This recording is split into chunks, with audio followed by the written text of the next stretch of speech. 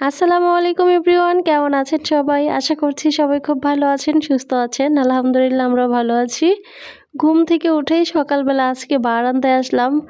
আর এখন তো প্রায় ঠান্ডা ঠান্ডা একটু পড়েছে, সকাল সকাল একটু রোদ্রে বসতে ভালোই লাগে। তো আমি বারান্দায় এসে দেখলাম যে আমার গাছের যে কাঁচা মরিচগুলো ওইগুলো একদম পেকে শুকিয়ে যাচ্ছে।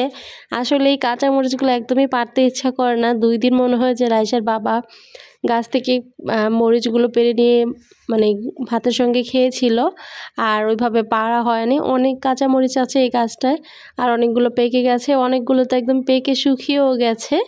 যাই হোক, আজকে ভাবলাম যে কিছু মরিচ পেড়ে নিই, অনেকগুলো যেহেতু আছে।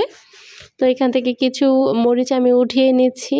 আর এখানে কাঁচা মরিচের 3টা গাছ ছিল, তো 3টার ভিতরে একটা গাছ থেকে আমি কাঁচা মরিচ পারলাম। আর বাকিগুলোতে আসলে মরিচ এত বড় হয়নি, ছোট ছোট আছে। আর প্রচুর ফুল আছে এখনও গাছে। এটা হচ্ছে বোম্বাই মরিচ গাছ, এটাতেও হয়েছে।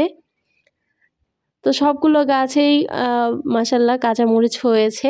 আর এখানে আমার কিছু টমেটো গাছ ছিল, টমেটো গাছগুলোতে তো মাশাআল্লাহ খুব সুন্দর টমেটো হয়েছে। যে পাশে একটা সিম গাছ আছে, তো সিম গাছে প্রথম যে সিমগুলো হয়েছিল সবগুলো একদম পেকে গিয়েছিল। দ্বিতীয়বারে যে সিমগুলো হয়েছিল সেইগুলো আমরা খেয়েছি, এবার আবারও সিম হয়েছে। আর এখানে টমেটো গাছগুলোতে দেখতেই পাচ্ছেন অনেক টমেটো হয়েছে, বাইরের দিকে ওইভাবে দেখানো যাচ্ছে না। তো বারান্দা থেকে এসে এখন রান্নাবাড়া করে নিচ্ছি। আজকে ওইভাবে কোনো রান্নাবাড়ার ঝামেলা নেই, ঝটপট ভাবলাম যে ভাজি ডাল এই আইটেমগুলো করে নিব। একটু লেট করে ঘুম থেকে উঠেছি, যেহেতু কালকে রাত থেকে ভাবছিলাম যে এইভাবেই আজকে দুপুরবেলা খাবো, তো এই কারণে একটু লেট করে ঘুম থেকে উঠেছি। এই তো মাছ ভিজিয়ে নিলাম। এই মাছগুলো আসছে বরিশাল থেকে, রাইসার বাবার অফিসের একজন নিয়ে আসছে ওদের বাড়ি থেকে। তো সেখান থেকে কিছু মাছ আমাদেরকেও দিয়েছে, তো আমি ফ্রিজে রেখে দিয়েছি। আর এখানে 3টা ইলিশ মাছ বের করে নিয়েছি। মাছগুলো সাইজ একদম ছোট, কিন্তু মাছগুলো খেতে বেশ অনেক মজা। আর এই প্রত্যেকটা মাছের ভিতরে ডিম হয়ে গেছিলো। তো এই তো আমি বেগুন কেটে নিয়েছি, বেগুন ভাজি করব। তো বেগুনটা ভাজি বসিয়ে দিয়েছি, সেই সাথে আজকে ঘন করে ডাল রান্না করব।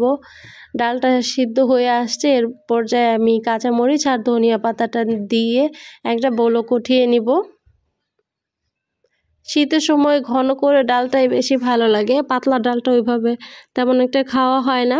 তো যাই হোক, ডালটা তো হয়ে গেছে, এখন ডালে বাগার দিয়ে নিচ্ছি। কে কোথা থেকে বসে আজকের এই ব্লগটা দেখছেন অবশ্যই কিন্তু কমেন্ট করে জানাবেন। এই তো ডাল বাগার দিয়ে নিয়েছি। আর ডাল বাগার দিয়ে যখন আমি নামাতে নিয়েছিলাম তখন আমার হাত থেকে ডালের পাতিলটা ছুটে গিয়েছিল, বেশ অনেকটা ডাল পড়ে গিয়েছিল। তো ওই পর্যায়ে আসলে ভাগ্যটা ভালো যে আমার শরীরের উপরে পড়েনি, সব চুলার উপরে পড়ে গিয়েছিল। আর যেহেতু ইলেকট্রিক চুলা, তো ওইভাবে আসলে কাজ করে আসলে যখন হঠাৎ করে পানি টানি কোনো কিছু পড়ে যায় তখন ভয়ও লাগে।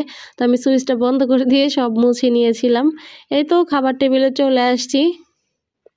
তো খাবার বেড়ে নিচ্ছে রাইসার বাবা। আজকে ওইভাবে না আর কোনো ব্লগে আপনাদের শেয়ার করা হয় নাই। এখানে ইলিশ মাছের যে লেজগুলো ছিল, লেজগুলো আমি ধনিয়া পাতা শুকনো মরিচ বেশি করে সরিষার তেল পেঁয়াজ দিয়ে ভর্তা করে নিয়েছি। ভর্তাটা বেশ অনেক মজা হয়েছিল। আর বেগুন, এই তো রাজের ফেভারিট খাবার বেগুন ভাজা, তো তাকে আমি 1 পিস বেগুন ভাজা দিয়ে দিচ্ছি। তো সেই বেগুন ভাজাটা দিয়ে আজকে খেয়ে ফেলবো, আর কিছুই নিবে না। তো যাই হোক, এই তো আমি মাছ ভাজা করেছি, আর প্রত্যেকটা মাছেই তো বললাম ডিম ছিল। তো এই তো আমরা দুপুরে আজকে খাওয়া দাওয়া করছি এটা দিয়েই। আর আজকের মতো ব্লগ থেকে